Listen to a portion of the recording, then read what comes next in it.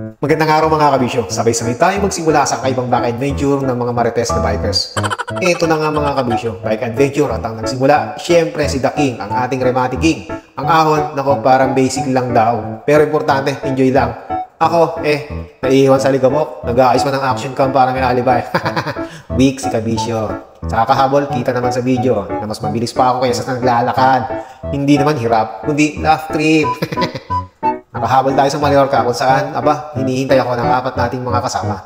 Namiss ko kwentuhan nila. Pagsapit si school, picture uli para may ebidensya uli sa aming ride sa Paligaw Matanda Elementary School. Dito, naging marites bikers kami. Kumpleto with Katniel breakup revelation. Umamin kaming lima at ito ang video. Nakita kami ni DJ, magkasama ni Katniel. Nagselos? Sabi pa lang si Kabisyo na. Subscribe na ako nun.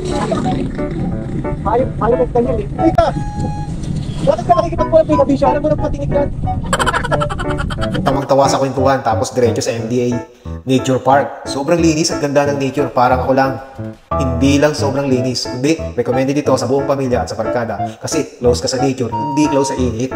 Sobrang laugh trip ng lusong sa debilan. Pasikat lahat para makuna ng video para sa eksaheradong mga kasama sa vlog ni Kabisyo. Ito ang aming bike adventure, yung tipong mas malupit pa kaysa sa hair ni Kabisyo.